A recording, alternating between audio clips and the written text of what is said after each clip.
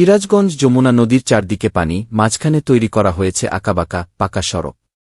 সড়কের দুই পাশ দিয়ে ছুটে চলা হরেক রকম নৌকা, মাথার উপর নীল আকাশ, পানিতে সূর্যের নিকরণ। বেলা যত গড়িয়ে পড়ে এখানকার মুগ্ধতা ততই বাড়তে থাকে। পরিবেশের এমন মুগ্ধতা অল্প দিনেই হয়ে উঠেছে ভ্রমণ পিপাসুদের দর্শনীয় স্থানে। যমুনার বিধৌত সিরাজগঞ্জ জেলার চায়নাবাদ এলাকার আঞ্চলিক সড়ক এটি। প্রতিদিন দূর দূরান্ত থেকে হাজার হাজার মানুষ ঘুরতে আসছে এ জায়গায়। এটাকে ভালোবেসে নাম দিয়েছে অনেকে সিরাজগঞ্জের মিঠামিন। মনোমুগ্ধকর এই স্থানটিকে পর্যটন এলাকা করে গড়ে তোলার দাবি ভ্রমণ পিপাসু ও স্থানীয়দের। ঘুরতে আসা আমিনুল ইসলাম সাথে কথা হয়, তিনি বলেন, জায়গাটা অনেক সুন্দর। প্রাকৃতিক সৌন্দর্য, বিশুদ্ধ বাতাস, সব কিছু মিলে এক মনোমুগ্ধকর পরিবেশ। এখানে আসলে ভালোই লাগে। আশরাফুল ইসলাম বলেন, বেলা যত গড়িয়ে পড়ে এখানকার মুগ্ধতা ততই বাড়ে। মনে হয় এটা সিরাজগঞ্জের মিঠামিন। আমেনা খাতুন বলেন, যমুনা নদী অঞ্চলের এই পরিবেশ যে কোনো মানুষকে কাছে টানবে। প্রতিদিন বেলা গড়ার সাথে সাথে মানুষের ভিড় বাড়তে থাকে এই স্থানে। এই স্থানটি পর্যটন এলাকা করে গড়ে তোলা হোক।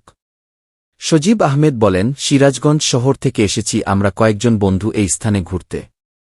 এই স্থানে এসে সত্যি অনেক ভালো লাগছে। এই রকম প্রাকৃতিক সৌন্দর্য আমাদের দেশেই পাওয়া সম্ভব। অনেক টাকা খরচ করে দেশের বাইরে ঘুরতে যাই আমরা, কিন্তু আমার মনে হয় সেটা বৃথা। আমাদের দেশই তো প্রাকৃতিক সৌন্দর্যের প্রতীক। কথা হয় এখানকার স্থানীয় আলামিন সরকারের সাথে। তিনি বলেন, বড় পাঙ্গাসী বাংলাপাড়া থেকে উধুনিয়া বাজার পর্যন্ত ৩.৫ কিলোমিটার সড়কে প্রতিদিন দূর দূরান্ত থেকে হাজার হাজার মানুষ ঘুরতে গেছে। তার চাইতে এই জায়গা কম নয়। কিন্তু একটা সময় বেহাল দশা ছিল, এই রাস্তার কেউ আসত না ঘুরতে।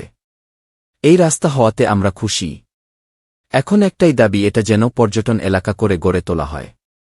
উধুনিয়া ইউনিয়ন পরিষদ চেয়ারম্যান মোহাম্মদ রেজাউল করিম বাচ্চু বলেন, প্রতিদিন দর্শনীয়দের সমাগম হচ্ছে।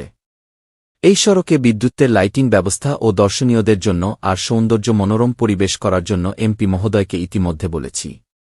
উল্লাপাড়া উপজেলা নির্বাহী অফিসার মোহাম্মদ উজ্জ্বল হোসেন বলেন, রাস্তার পাশে বসার জন্য ব্যবস্থা করা হয়েছে।